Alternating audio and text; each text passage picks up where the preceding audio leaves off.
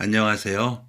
저는 15년째 한자리에서 반찬과 도시락을 파는 가게를 운영 중인 50대 애청자입니다. 저는 아들이 초등학생이 되기도 전에 남편과 이혼을 하고 홀로 아이를 키웠어요. 이제 막 7살이 된 아들의 손을 잡고 그 집에서 나오던 날은 아들과 둘이 살아갈 생각에 막막하기만 했었죠. 그때는 정말 뭐라도 닥치는 대로 일을 해야 했습니다.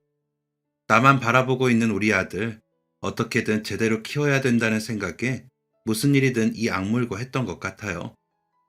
덕분에 지금은 이렇게 제 가게도 운영하면서 먹고 살 만큼 살고 있습니다. 6살짜리 꼬마가 훌쩍 자라 청년이 된 모습을 보면 세월이 정말 화살 같다는 말이 그대로 느껴집니다. 얼마 전 부고 문자 한 통을 받았어요. 제가 반찬 가게를 하기 전 10년 정도 일했던 곳의 사장님이 돌아가셨다는 문자였어요. 부고 문자를 받고 한참을 멍하니 있었던 것 같아요. 무소식이 희소식이라고 여기며 살아왔는데 오랜만에 소식이 부고라니 마음이 좋지 않았습니다. 사장님과의 인연은 25년 전 처음 이어졌어요. 혼자 힘으로 아들을 키울 수 있었던 것은 전부 사장님 덕분이었어요. 사장님은 참 기고하고 안타까운 삶을 사셨던 분이에요. 그때를 떠올리면 저는 아직도 생각이 많아집니다. 저는 지방의 작은 도시에서 자랐어요. 아빠가 일찍 돌아가신 탓에 엄마가 공장에서 일을 하면서 저와 동생을 키우셨어요. 넉넉한 집안이 아니었기에 저는 고등학교를 졸업하고 곧바로 서울로 왔어요. 고등학교 졸업 전 선생님의 추천으로 서울에 있는 회사에 면접을 보게 되었고, 지금으로 따지면 사무 보조 정도의 업무를 하게 되었어요. 이곳에서 월급을 받으면 쪼개서 집에도 보내고 저축도 하고 엄마한테 배운 대로 알뜰하게 모으면서 살았습니다. 별다를 것 없는 일상 속에서 전 남편과의 만남도 자연스럽게 이루어졌어요. 전 남편은 제가 회사를 다닌 지 1년 정도 지났을 때 우리 회사로 이직을 했어요. 오며 가며 얼굴을 익히고 눈인사를 나누며 지내기를 몇 년, 그동안 서로 어떤 접점도 없다고 생각했는데 어느 겨울 대뜸 저에게 데이트를 하자고 하더군요. 마침 몇 년 동안의 타지 생활이 외롭기도 했고 사람이 괜찮아 보여서 데이트를 하게 되었습니다. 남자와 하는 첫 데이트였는데 생각보다 어색하지 않더군요. 어느 연인들처럼 분위기가 근사한 식당에서 밥을 먹고 야경을 바라보며 커피도 마시고 그날의 기억이 참 따뜻하고 좋았어요. 그렇게 연애를 하게 되었고 전 남편과는 연애한 지 1년도 되지 않아 결혼을 하게 되었습니다. 결혼 후 저는 전 남편과 시어머니가 살던 집에 들어가 함께 살게 되었어요. 시어머니는 가난한 집안의 딸이라며 저를 탐탁지 않아 하셨어요. 전 남편이 있든 없든 저만 보면 말로 행동으로 상처를 주셨습니다. 맞벌이를 하느라 회사에 나가 있는 그 시간이 행복하게 느껴질 정도였죠. 시어머니는 제가 하는 모든 행동을 못마땅하게 생각하셨지만 저는 상처받지 않으려고 노력했어요. 그저 제 할 일 열심히 하고 마음으로 노력하다 보면 언젠가는 제 마음을 알아주실 거라고 그렇게 바보 같은 생각을 하며 버텼습니다. 결혼을 하고 3년 만에 아들을 낳았을 때는 정말 세상을 다 가진 것 같았어요. 아들을 낳고 육아를 하느라 회사를 그만두게 되면서 하루 종일 시어머니와 부딪혀야 했지만 제품에서 가만히 눈을 감고 있는 아들을 보면 아무것도 두렵지 않았습니다. 아들을 낳고 처음 한동안은 시어머니도 참 좋아하셨어요. 그래도 아들 낳는 재주는 있다며 칭찬 아닌 칭찬을 하셨죠. 하지만 시간이 지날수록 저를 식충이 취급을 하기 시작했습니다. 본인의 귀한 아들이 고생해서 벌어온 돈을 아까운지 모르고 펑펑 쓰며 놀고 먹는다면서요. 그럴 때마다 자존감이 끝도 없이 추락했지만 애써 아무렇지 않은 척 행동했어요. 내가 이렇게 고생해도 우리 아들이 건강하게 잘 자랄 수만 있다면 더 이상 바랄 것도 없었죠. 시어머니의 시집살이도 익숙해지고 아이도 쑥쑥 자라고 1년 뒤 아이가 초등학생이 되면 저도 다시 일을 해야겠다고 생각했어요. 우리 아들 하고 싶은 거 하게 해주려면 아무래도 맞벌이가 나으니까요. 사실 아들에게 동생을 만들어주고 싶었지만 전 남편이 계속 바쁘고 밖으로 도는 날이 많아지면서 자연스럽게 포기하게 됐던 것 같아요. 어마어마한 사랑이 있어서 결혼을 한 것은 아니었지만 제가 아이를 낳으면서 전 남편과 저 사이에는 아들 외에는 별다른 공통분모가 없는 것처럼 느껴져서 외로울 때도 참 많았습니다. 제가 워낙 어렸을 때 아빠가 돌아가셔서 우리 아들은 아빠의 정을 마음껏 느끼고 자랐으면 좋겠다고 생각했지만 전 남편은 제 뜻대로 따라주지 않았어요. 그래도 우리 식구들 무탈하게 지내는 게 행복이고 다행이라고 생각했는데 전 남편이 저와 아들을 완벽하게 배신할 줄은 몰랐습니다. 모든 일은 정말 갑작스럽게 벌어졌어요. 회사를 잘 다니던 사람이 갑자기 사업을 한다고 하더니 그러면서 이혼을 하자고 하더라고요. 갑자기 이혼이라니 그게 무슨 말이에요? 나 이제 사업하면 잘 나갈 건데 급이 맞는 사람을 옆에 둬야 하지 않겠어? 솔직히 내가 처가 덕을 봤냐, 네 덕을 봤냐? 결혼하고 혼자 돈 번다고 고생만 하고 억울해 죽겠어. 이제라도 잘난 여자랑 살 테니까 이혼하자고. 고생? 억울? 자기 자식 낳아서 지금까지 열심히 키운 사람한테 그게 할 말이야?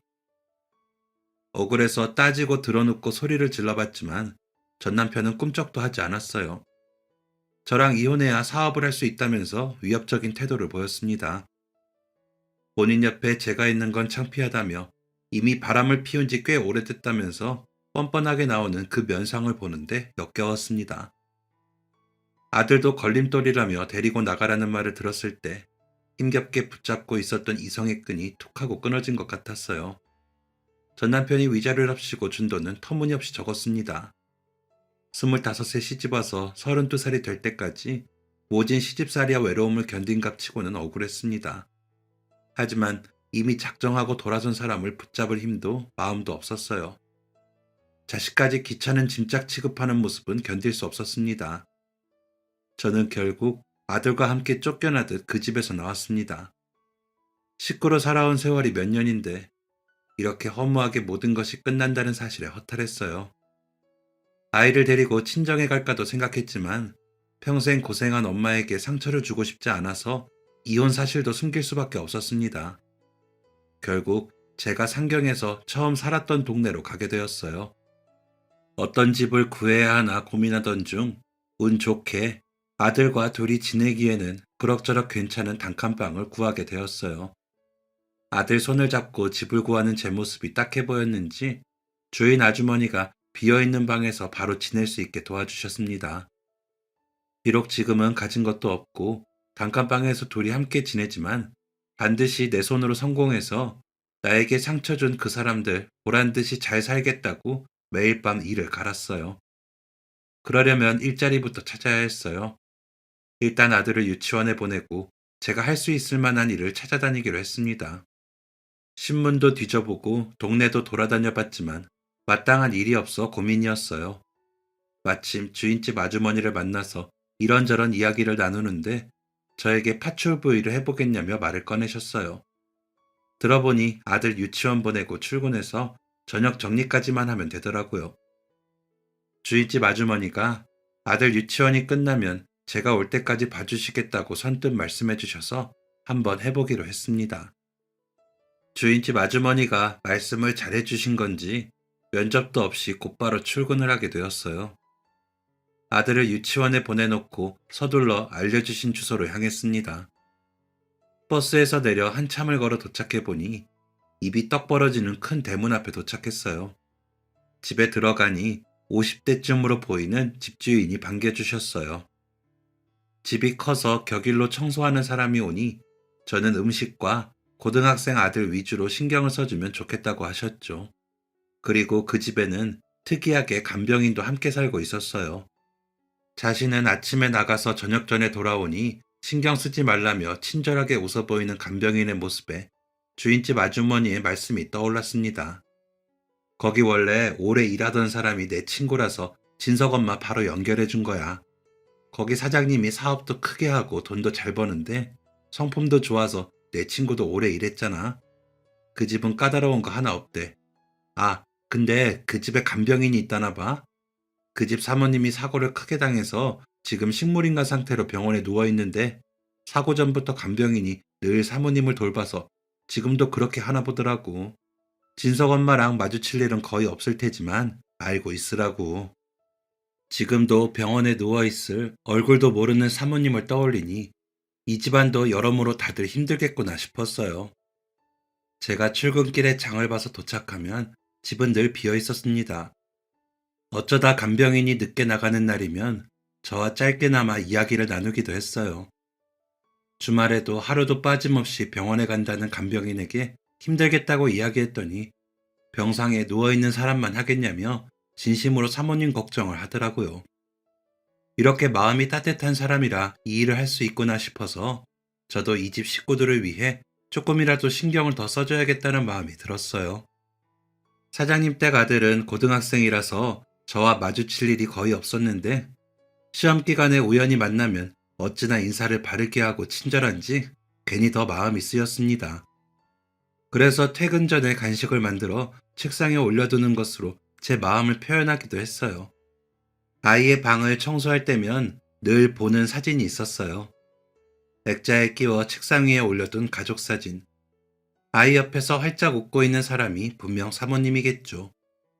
아이와 꼭 닮은 사모님의 모습을 보면서 얼른 건강을 되찾길 바라는 마음으로 매일 정성스럽게 액자를 닦았습니다. 파출부 일은 생각보다 제 적성에 잘 맞았어요. 전날 만들어둔 간식 접시 위에 아이가 잘 먹었다고 남겨놓은 쪽지를 보면 그렇게 기분이 좋을 수가 없었습니다. 월급도 제법 많았고 아들이 더 커서 일할 수 있는 시간이 늘어나기 전까지 충분히 돈을 모아서 작은 가게라도 하면 좋을 것 같았어요. 그런데 그 무렵 제가 알지 못하는 곳에서 조용히 사건이 일어나고 있었습니다. 지금 돌이켜보면 그때부터 모든 것이 움직이기 시작했던 건지도 모르겠네요. 그날은 사장님과 간병인 모두 일찍 돌아와서 함께 저녁 식사를 하더라고요. 그런데 식사하는 두 사람의 분위기가 묘하게 무겁게 느껴졌어요. 어쩔 수 없이 그쪽으로 신경이 가는 것을 느끼면서 저는 뒷정리를 하고 있었어요. 한동안 식기에 젓가락이 부딪히는 소리만 들리다가 간병인의 목소리가 들렸습니다. 수희는 그럼 계속 중환자실에 있어야 되는 건가요? 아무래도 상태가 심각한 모양이에요. 숙경 씨도 전화 받고 많이 놀랐죠? 네, 분명 아까까지 잘 누워 있었는데 갑자기 중환자실로 옮길 정도면 가망이... 죄송해요. 제 말은 못 들은 걸로 해주세요. 우리 수희 깨어나려고 지금 잠깐 아픈 것뿐이에요. 그러니까 민호 아빠도 너무 걱정하지 마세요. 알겠죠? 정말 그랬으면 좋겠네요. 중환자실로 옮긴 이상 면회도 안 되고 그동안 애엄마 돌보느라 고생 많으셨으니까 숙경 씨도 조금 쉬세요. 1년 넘게 쉬지도 못하셨는데 제가 드리는 유급 휴가라고 생각하시고 애엄마 일반 병실로 옮길 때까지만이라도 편히 지내세요. 사장님과 간병인의 대화를 들어보니 병원에 있는 사모님의 상태가 많이 나빠진 것 같았어요. 아무 상관없는 사람인 저도 이렇게 걱정이 되는데 가족들의 마음이 얼마나 아플지. 그 고통이 전해지는 것 같아서 마음이 아팠습니다. 다음 날에는 간병인이 저를 맞이해줬어요. 외출복 차림으로 나갈 준비를 하던 간병인은 사모님이 걱정된다면서 어디든 가서 기도를 해야겠다며 나가더라고요. 사모님과 오랜 친구라고 하더니 아무래도 걱정이 더 많이 됐겠죠. 간병인은 그 뒤에도 종종 집을 비웠어요. 집에 있는 날에도 본인 방에서 거의 나오는 일이 없어서 사실상 저와 마주칠 일은 없었어요. 그날도 제가 왔더니 간병인은 저녁 때까지 방에서 좀 자야겠다며 방으로 들어갔어요. 그동안 병간호하는 게 힘들긴 했나 보다 싶어 보양식이라도 하나 만들어줘야 하나 고민이 되더라고요. 그래서 오랜만에 삼계탕을 끓이기로 하고 먼저 2층에 있는 아이방을 청소하러 올라갔습니다. 평소보다 정리할 게 없어서 일찍 마치고 1층으로 내려오는데 간병인이 사모님의 드레스룸에서 나오더라고요. 그 방엔 무슨 일로? 아, 청소 좀 도와드리려고요.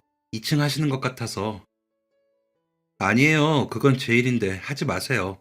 그리고 거긴 이미 청소를 해둬서 괜찮아요. 어쩐지 바닥이 반질반질 하더라고요. 그래서 그냥 바로 나왔어요. 피곤하다더니 청소기를 돌리는 제가 신경이 쓰였는지 그날 이후 간병인은 종종 자신도 청소를 돕겠다고 하더라고요.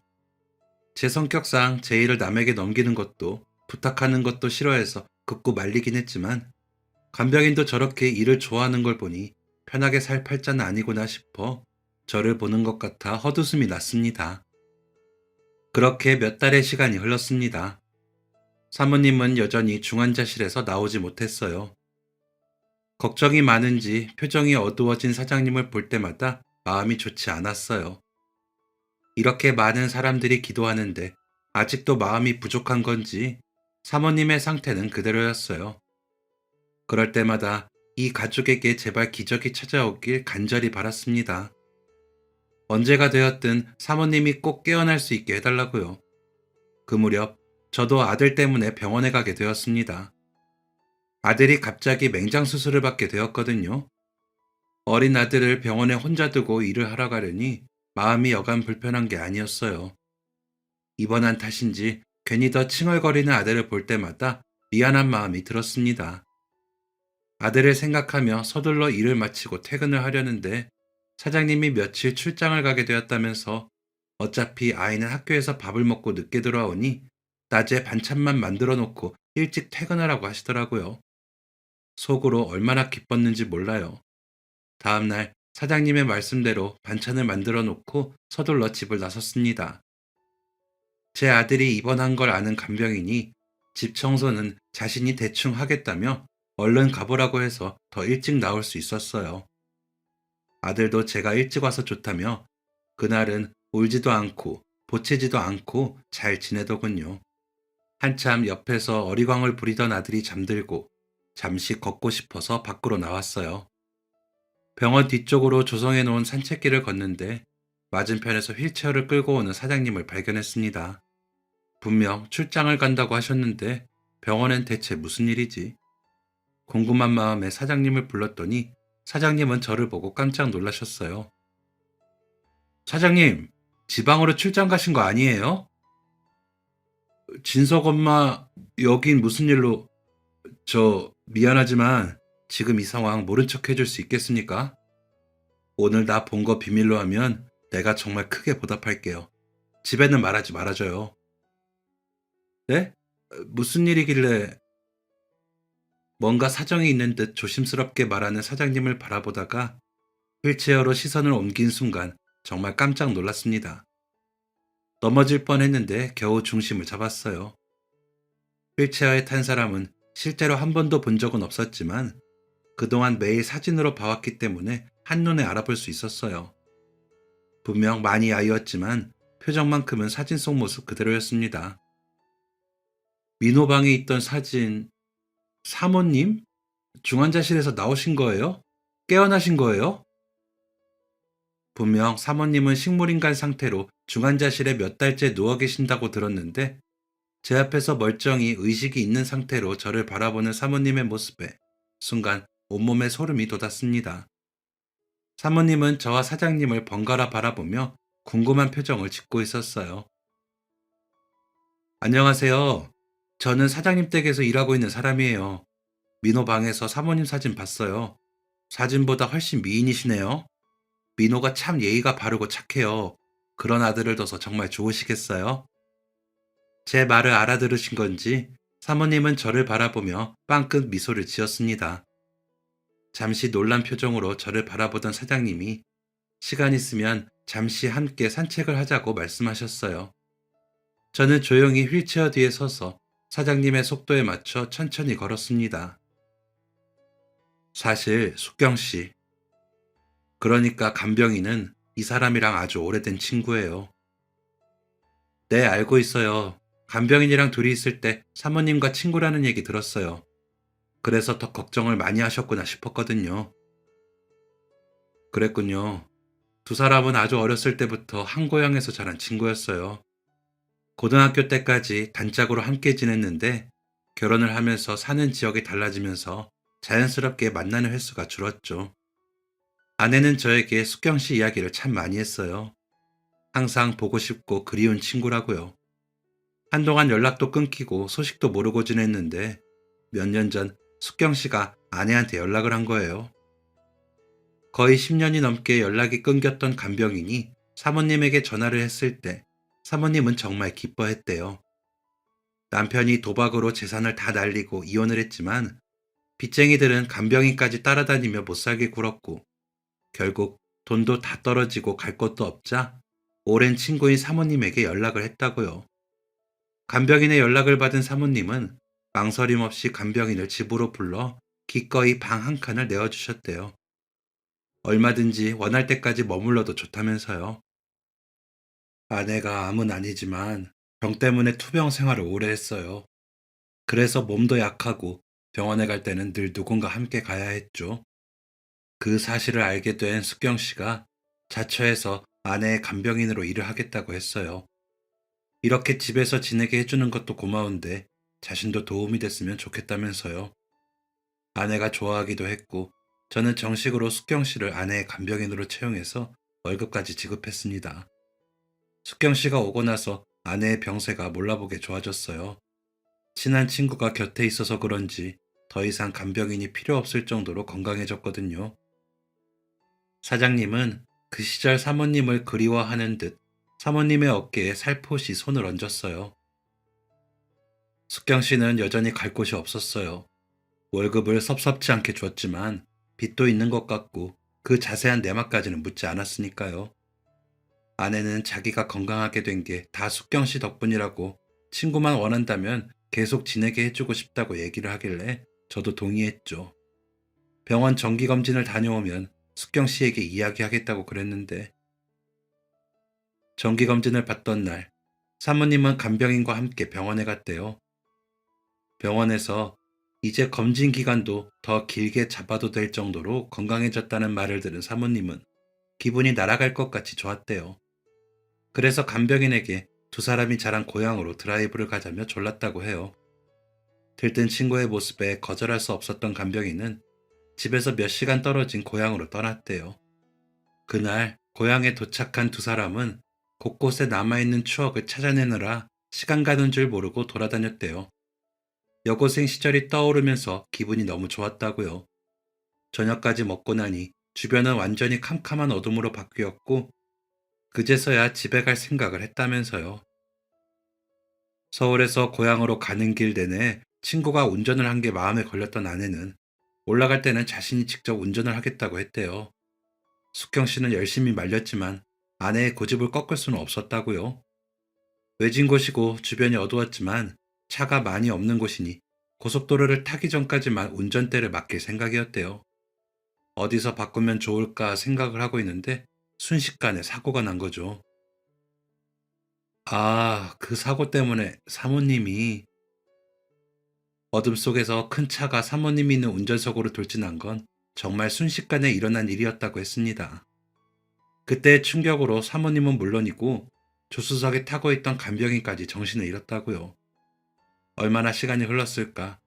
겨우 정신을 차린 간병인이 신고를 해서 사고 현장에 있던 사람들 모두 병원으로 옮겨졌지만 이미 늦은 상태였던 거죠. 세상에, 그렇게 큰 사고가 났는데 숙경 씨가 깨어날 때까지 아무도 몰랐던 거예요? 네, 워낙 외진 동네고 해가 지면 사람은 물론이고 차도 잘 다니지 않아서 숙경 씨가 신고하기 전까지 아무도 없었대요. 그게 저도 참 안타까워요. 조금만 빨리 병원에 왔더라면. 상상만으로도 이렇게 마음이 아픈데 그때 정말 힘드셨겠어요. 아내가 수술을 받을 때는 제발 살려만 달라고 얼마나 기도했는지 몰라요. 막상 생명은 지켰지만 식물인간이 된 아내의 모습을 보면서 어떻게 이런 일이 있나 하늘이 원망스러웠어요. 조금만 더 빨랐더라면 식물인간은 면했을지도 모른다는 생각에 더 괴로웠죠. 숙경 씨는 괜찮았나요? 천만 다행으로 조수석에 있던 숙경 씨는 골절된 것 말고는 괜찮아서 금방 퇴원할 수 있었어요. 아내의 상태를 보고 숙경 씨가 얼마나 울었는지 몰라요. 이렇게 된 건 전부 자신 탓이라고요. 자신이 운전을 했어야 했다고. 지금 누워있는 사람이 자신이어야 했다고. 저만큼 괴로워했었어요. 그날부터 간병인은 사모님 곁을 지켰다고 했습니다. 사모님이 깨어날 때까지 자신이 책임지겠다며 온종일 간호를 했다고요. 그렇게 하루도 빠짐없이 지극정성으로 자신의 아내를 돌보는 간병인을 보면서 사장님은 고마운 마음이 컸다고 했어요. 숙경 씨는 스스로를 원망했지만 사고가 난 게 아내가 이렇게 된 게 어떻게 숙경 씨 탓이겠습니까? 아내 곁에 숙경 씨 같은 친구가 있어서 정말 다행이라고 생각했어요. 이런 정성이라면 아내가 꼭 깨어날 거라고 생각하며 함께 버텼어요. 하지만 상황은 사장님의 바람대로 흘러가지 않았습니다. 몇 달이 지나도록 사모님은 여전히 식물인간 상태에서 깨어나지 못했거든요. 그 기간이 오래될수록 사모님을 담당하는 의료진들도 사장님의 주변 사람들도 사장님의 눈치를 살피며 희망보다는 현실을 이야기했지만 사장님은 절대 포기할 수 없었대요. 기적. 그 말밖에는 달리 표현할 단어가 떠오르지 않아요. 아내가 깨어난 건 정말 기적에 가까운 일이었어요. 1년 반 정도 됐을 거예요. 아내가 깨어나기까지. 그 뒤로는 지금 보시다시피 몇 달째 재활치료 중이고요. 세상에 이런 일이 다 있네요. 사장님 정말 축하드려요. 사모님도 너무 대단하시고요. 그런데 사모님이 깨어났다는 소식을 왜 알리지 않으셨어요? 민호도 그렇고 숙경 씨도 그렇고 사모님 깨어나시기만을 눈 빠지게 기다리고 있었을 텐데 그게 아무래도 석연치 않은 부분이 조금 있어서요. 사장님이 저에게 꺼낸 이야기는 다소 충격적이었습니다. 들으면서도 설마 하는 생각이 머릿속을 맴돌았어요. 사장님이 간병인에 대해 의구심을 갖게 된 건 간병인이 누군가와 나누던 전화통화를 들은 후부터 시작되었습니다. 숙경 씨가 누군가에게 그러더군요. 수희가 이대로 깨어나지 않고 숨만 오래 붙어 있었으면 좋겠다면서 식물인간이 될 줄은 몰랐는데 기왕 이렇게 된 거 차라리 안 깨어났으면 좋겠다고요. 네? 숙경 씨가 그런 소리를 했다고요? 잘 못 들었다고 생각할 수 없는 내용에 사장님은 더 혼란스러웠대요. 너무 찜찜한 마음에 간병인에 대해 알아봐야겠다고 생각하던 와중 사모님이 깨어나게 되었고 통화 내용이 사실이라면 어떤 일이 벌어질지 모른다는 생각에 사모님이 중환자실에 간 것처럼 꾸미고 몰래 재활을 시작했다고 하셨어요. 혹시 사고가 나기 전 둘 사이에 문제가 있었다면 아내는 분명 뭔가를 알고 있을 것 같은데 아직 의사소통이 제대로 되는 게 아니라서 재활만 열심히 하면서 기다리고 있어요. 담당의 말로는 집중치료 시작하면 금방 괜찮아질 거라고 노력하자고 하시더라고요. 무엇보다 아내가 치료에 대해 의지를 보여주고 있어서 저도 희망을 가지고 기다리고 있어요. 사장님의 말씀을 듣고 나니 그동안 별 생각 없이 봐왔던 간병인의 모습이 문득 마음에 걸렸습니다. 제가 2층 청소를 하고 내려오면 간병인이 종종 사모님의 드레스룸에서 나왔던 모습들, 저를 도와 청소를 한다고 했는데 생각해보니 왜 그 방만 치웠을까요? 워낙 정돈이 잘 되어 있고 사용하지 않는 방이라 사실상 가끔 먼지만 털어주면 됐는데 물론 별일 아닐지도 모르겠지만 제가 느낀 수상한 점을 사장님에게 이야기했어요. 사장님은 자신이 집을 비운 사이 간병인이 어떻게 행동을 하는지 잘 지켜봐 달라고 부탁하셨습니다. 다음날 평소와 다름없이 출근을 했는데 간병인이 약속이 있다며 집을 비웠어요. 잘됐다 싶어 조심스럽게 사모님의 드레스룸으로 향했습니다. 사모님이 가지고 있는 물건들이 어떤 건지 정확히 알지 못하기 때문에 매일 귀중품의 사진을 찍어뒀어요. 그리고 며칠 뒤 간병인이 드레스룸 청소를 하고 나온 날 다시 확인을 해보니 구석에 있는 귀중품이 사라졌더군요. 그 후로도 불규칙한 간격으로 사모님의 귀중품이 어디론가 사라지고 없었습니다. 간병인이 외출을 하는 날에는 곧장 사장님에게 연락을 했어요. 사장님은 사람을 붙여 간병인이 뭘 하고 다니는지 확인했는데 어느 외진 동네에 있는 금은방에서 그동안 훔친 물건들을 몰래 팔고 있었어요.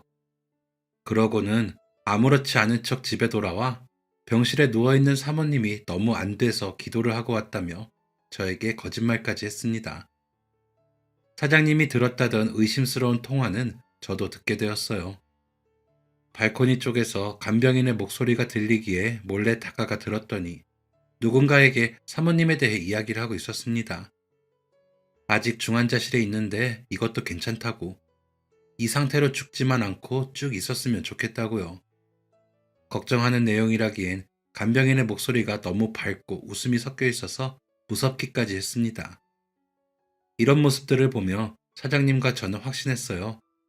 최소한 간병인이 사모님을 진심으로 걱정하고 있는 것은 아니라고요.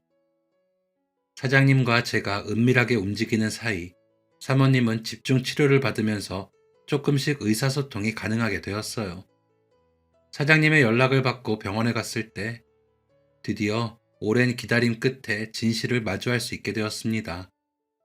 사모님에게 매일 똑같은 질문을 건넸던 사장님은 이제야 그 답을 들을 수 있었어요. 사고 당시 상황에 대해서 묻는 사장님을 바라보며 사모님은 한참 동안 눈물을 흘리셨습니다. 그러고는 힘겹게 입을 뗐어요. 자신이 힘겹게 손을 뻗으며 살려달라고 빌었지만 간병인은 그저 멀뚱멀뚱 쳐다만 보고 있었다고요. 의식이 사라지는 것을 느끼면서도 간병인의 그 싸늘한 눈빛은 뇌리에 박혀 있다며 그 순간을 떠올리는 것 자체로 정말 괴로워하셨습니다. 사모님에게서 그날의 진실에 대해 듣고 사장님은 충격에 그대로 굳어버렸어요. 이야기가 끝나고 사모님이 잠든 뒤에도 한동안 아무 말 없이 사모님만 바라보셨죠. 아내가 가장 믿고 의지했던 친구가 죽어가는 아내를 방관했다는 사실에 정말 큰 충격을 받은 것 같았어요. 한참을 더 말없이 앉아있던 사장님은 뭔가 결심한 듯 자리에서 일어나셨습니다. 그러고는 저에게 이제 모든 것이 확실해졌으니 집으로 가자며 굳은 얼굴로 말씀하셨어요. 제가 사장님과 함께 집으로 돌아오자 간병인은 어리둥절한 표정으로 바라봤어요. 진석 엄마, 퇴근한 거 아니었어요? 어떻게 둘이 같이 오세요? 그게 해결할 일이 좀 남아서요. 그러지 말고 앉아서 얘기하시죠. 평소와 다른 온도에 간병인의 표정이 긴장으로 바뀌는 것이 느껴졌어요. 저는 두 사람과 조금 떨어진 자리에 앉아 상황을 지켜보기로 했습니다. 대체 무슨 일이길래 그러냐고, 혹시 사모님에게 무슨 일이 생긴 거냐며 걱정스러운 표정을 짓는 간병인의 모습은 제가 보기에도 가증스럽기 짝이 없었어요. 저도 이런 마음인데 사장님은 오죽할까요? 숙경 씨, 솔직하게 말해주세요. 민호 엄마한테 왜 그러셨어요? 살려달라고 애원하는 사람한테 대체 왜 그러셨어요? 그때 바로 신고만 했어도 우리 민호 엄마 이렇게까지 되진 않았을 텐데. 네? 저 지금 너무 당황스러워요. 민호 아빠가 무슨 말씀 하시는지 하나도 모르겠어요. 아, 최소한 잘못했다고 하실 줄 알았는데 제가 너무 큰 기대를 했나 보군요. 민호 엄마 깨어났어요. 중환자실로 옮겼다고 이야기한 그때요. 그 뒤로 몇 달 동안 살겠다고, 어떻게든 이겨내겠다고 재활치료를 정말 열심히 했어요. 덕분에 지금은 사고 당시의 일을 아주 똑똑하게 기억하고 있고요. 사장님의 말을 들은 간병인의 얼굴이 새하얗게 질렸어요. 온몸에 피가 사라진 것처럼 순식간에 창백한 안색이 되었습니다. 사장님은 본인과 제가 들은 통화 내용까지 이야기했고, 간병인은 고개를 숙인 상태로 말없이 듣고만 있었습니다. 숙경 씨, 대체 왜? 민호 엄마가 숙경 씨를 얼마나 생각했는데. 알아요. 저도 처음에는 수희한테 너무 고마웠어요. 그런데 자꾸 옛날 생각이 났어요. 학교 다닐 때 저랑 수희랑 다니면 주변에서 항상 저를 더 지켜 세워줬는데, 그런데 전 남편이 도박 중독으로 가진 재산 다 날리고 이혼하고도 빚쟁이에 쫓기는 신세가 되고 나니까 수희가 생각났어요. 간병인의 목소리는 작게 떨리고 있었지만 담담했어요. 이제는 되돌아갈 수 없는 강을 건넌 것 같은 표정으로 어딘가를 바라보는 시선은 무척 공허하게 느껴졌습니다. 아무 말 없이 저를 받아준 건 고마웠지만 솔직히 너무 자존심이 상했어요. 학교 다닐 때는 나보다 늘 아래였던 친구가 남편 잘 만나서 부잣집 사모님 소리 들으며 사는 모습이 부럽고 미웠어요. 이 정도로 부자라고는 생각도 못했고요. 저를 걱정하는 말투나 눈빛도 전부 가식으로 느껴졌어요. 속으로 내가 이렇게 됐다고 통쾌하게 생각할 것 같았거든요. 간병인은 이 집에서 친구를 도우며 지내면서 자신도 이 집의 식구가 된 것 같은 느낌을 받았다며, 비록 남들이 보기에는 객식구여도 이 집에서 지낼 수만 있으면 좋았대요. 그러면서 자기도 모르는 사이에 친구가 가진 것들이 탐나기 시작했던 것 같다고 했습니다. 그 뒤로 사모님의 상태가 점점 좋아지고 자신의 역할이 사라지면서 다시 두려워졌대요. 수희가 건강을 되찾으면서 자꾸 악몽을 꿨어요. 길거리에 쫓겨나서 빚쟁이들을 피해 달리는 꿈이요. 전 남편의 빚쟁이들이 아직도 저를 찾아다닌다는 얘기를 들었기 때문에 공포스러웠어요. 그런 고민을 하고 있었을 때 그 사고가 난 거예요. 사고 이야기가 나오자 사장님의 시선이 간병인을 향했습니다. 간병인은 여전히 어딘가를 바라보며 그때를 떠올렸어요. 처음 사고가 발생했을 때 충격에 잠시 정신을 잃었지만 금방 의식을 되찾은 게 맞았대요. 주변은 여전히 어두웠고 가해 차량에서도 아무도 나오지 않았다고요. 그때 사모님이 살려달라고 이야기를 하는데 순간 괜찮은 생각이 떠올랐대요. 그때는 이 사고가 저에게 다가온 또 다른 기회처럼 느껴졌어요. 수희가 다시 병원에 입원한다면 그럼 내가 머물 수 있는 시간도 늘어나는 거 아닐까? 병원에 늦게 갈수록 치료가 더 길어질 테니까.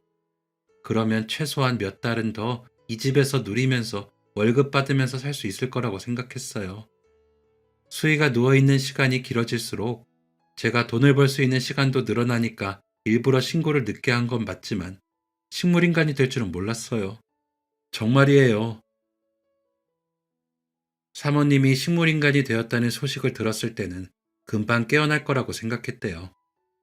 사모님을 생각하면서 정성껏 간호를 했던 것도 사실이었고요. 그런데 시간이 지날수록 애써 억눌러왔던 욕심이 자라나기 시작했다고 했습니다. 그러면서 간병인은 사모님이 식물인간 상태로 지내는 기간이 길어질수록 가망이 없다는 의사의 말을 들으면서 사모님의 자리가 탐났다는 말까지 서슴없이 내뱉었어요. 괜찮은 생각? 친구를 사지로 내밀고 그게 괜찮은 생각이라고요? 그렇게 한 이유가 고작 돈 몇 푼 때문이었다고요? 그런 것도 모르고 민호 엄마 생각해서 지금까지 당신을 거둔 내가 바보였어. 민호 엄마가 어떤 사람인 줄 알아요? 당신이 원하면 평생 집에서 살게 하자고, 자립할 수 있을 때까지 얼마든지 시간을 주자고, 그렇게 친구를 위하던 사람이었는데 정작 그 당사자가 뒤에서 그런 추잡한 생각을 하고 있는 줄도 모르고. 정말 몰랐다고요. 설마 수희가 그날을 기억하고 있는 줄은. 사장님은 차마 말을 잇지 못하고 흐느끼셨습니다. 눈이 빨갛게 충혈된 상태로 사장님은 간병인을 향해 절대 용서하지 않겠다는 말을 했습니다. 검은 속내가 들통난 간병인은 더 이상 감출 것도 없다는 듯 별다른 대꾸를 하지 않았어요. 허무했습니다. 고작 돈 때문에 다른 사람도 아니고 자신이 어려울 때 선뜻 손을 내밀어준 친구의 등에 칼을 꼽다니요. 나비 효과라는 말 아시나요? 작은 나비의 날갯짓이 일정 시간이 흐른 뒤에 태풍을 일으킬 수 있다는 의미죠. 사고 직후 간병인이 머리를 굴리는 동안 이미 나비의 날갯짓은 시작되고 있었어요. 이렇게까지 될 줄 몰랐다는 말 한마디로 이 모든 책임에서 벗어날 수 있다고 생각한 걸까요? 사람이 어디까지 잔인해질 수 있는 건지 소름이 돋았습니다. 간병인은 이렇게 됐으니 지금 당장 짐을 챙겨 나가겠다고 했어요. 마치 그거면 됐다는 듯한 태도에 사장님이 그동안 모은 증거를 꺼내들었습니다. 사장님이 건넨 사진을 보고 간병인은 손을 떨더니 대뜸 무릎을 꿇고 잘못했다고 하더군요. 사진 속에는 그동안 사모님의 귀중품을 빼돌려 팔고 있는 모습과 사장님이 확보한 영수증 등 절도와 관련된 모든 증거가 담겨 있었습니다.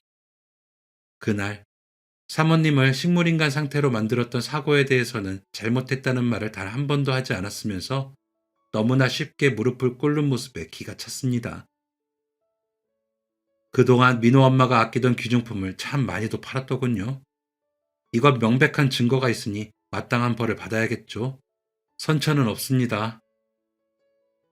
그러니까 이건 어차피 수희는 깨어날 수 있을지도 모르는 상태였고 그냥 썩히느니 필요한 사람이 쓰면 좋잖아요. 원래 어렸을 때도 수희랑 저랑 서로 물건 같이 쓰고 그랬어요. 수희가 저한테 마음에 드는 거 있으면 얼마든지 가지라고 했다고요. 진짜예요. 많아서 티도 안 나는데 그동안 고생한 퇴직금.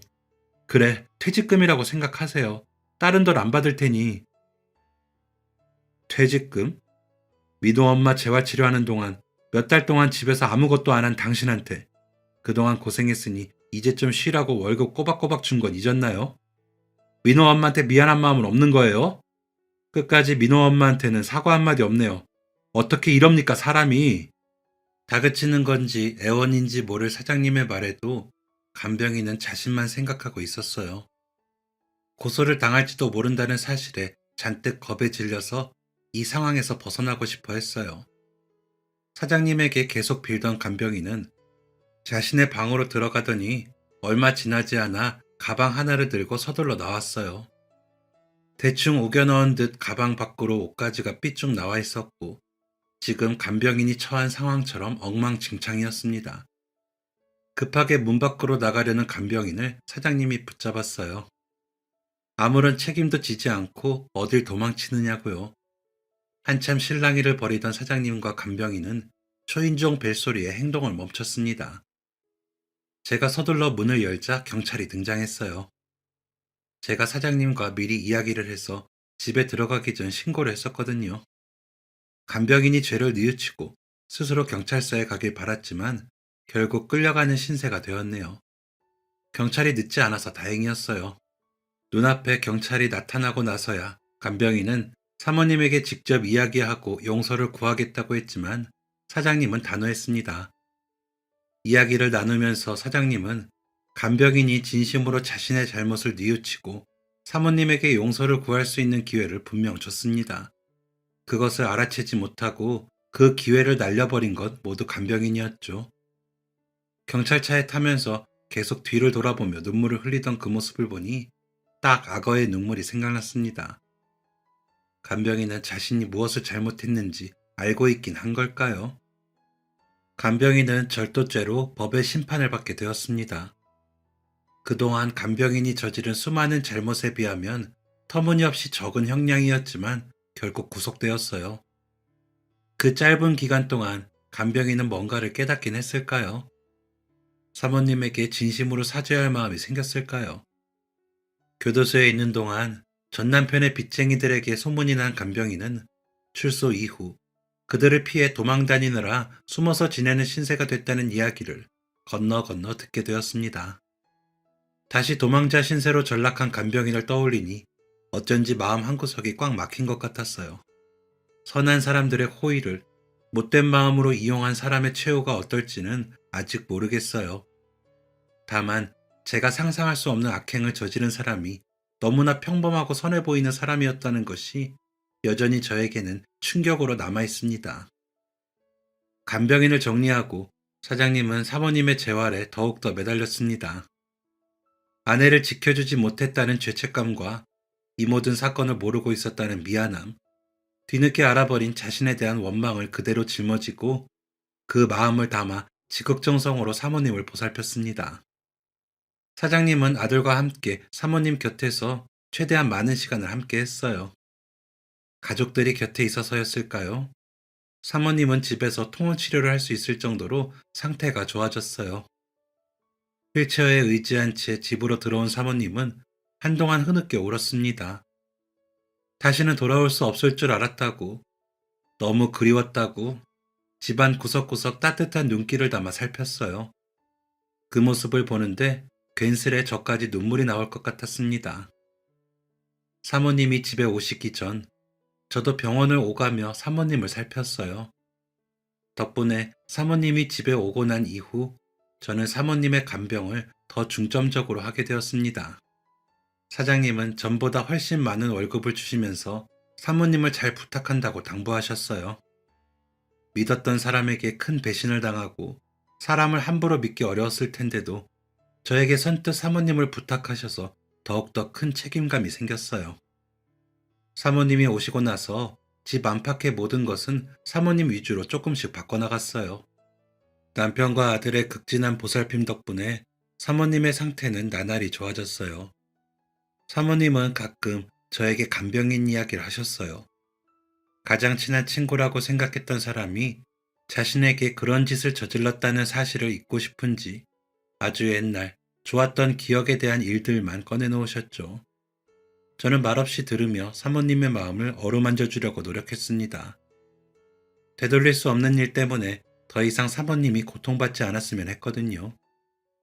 비록 끔찍한 일을 겪었지만 지금은 다시 사랑하는 가족의 품으로 돌아왔고 사모님은 다시 앞으로 나아가야 하니까요. 그렇게 사모님과는 거의 8년 넘게 함께 했습니다. 더 오래 함께 했으면 좋았을 텐데 갑자기 폐렴에 걸린 사모님은 곧바로 병원에 입원해서 치료를 받았지만 그의 겨울을 넘기지 못하고 세상을 떠나셨습니다.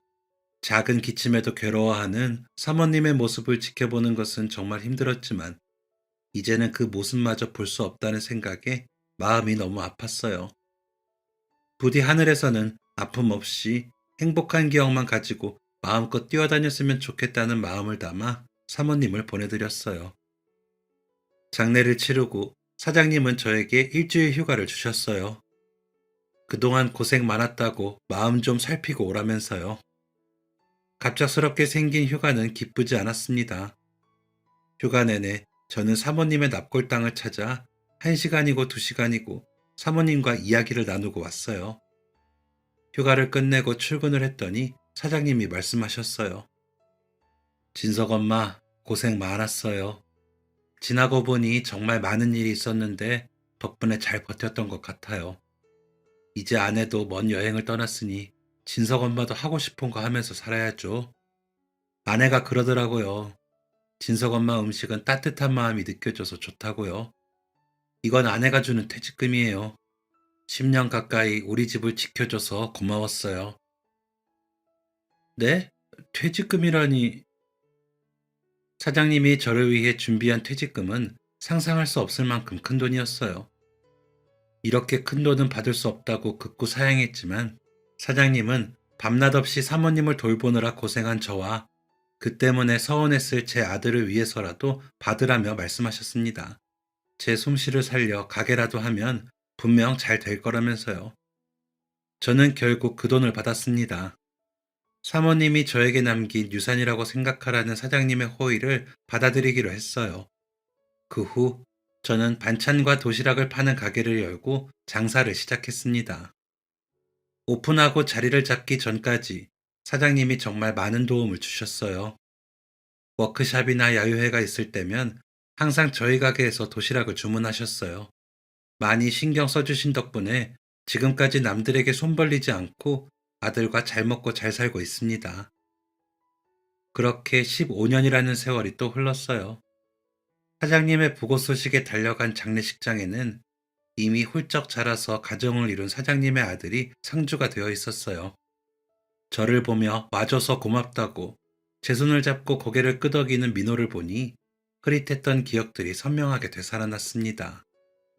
우리 사장님 평생 죄책감 때문에 크게 웃지도 못하며 살았는데 하늘에서 사모님과 못다한 이야기 나누면서 이제는 편안해지셨으면 좋겠다는 마음을 담아 명복을 빌었습니다. 그리고 다시 한번 떠올려 봅니다. 사람이 가장 경계해야 할 것은 살면서 가장 무서운 것은 낯선 악의가 아니라 가장 가까운 얼굴 뒤에 감춰진 추악한 욕심이라는 것을요. 저에게 항상 고맙다는 말을 많이 하셨던 사모님과 사장님, 부디 나쁜 기억은 활활 털어버리고 하늘에서는 두 분 행복한 일들만 가득하시길 마음 깊이 바라봅니다. 두 분에 대한 기억은 평생 잊지 못할 거예요. 지금까지 사연 들어주셔서 감사합니다. 사연이 재밌으셨다면 구독과 좋아요를 눌러주세요. 감사합니다. 안녕히 계세요.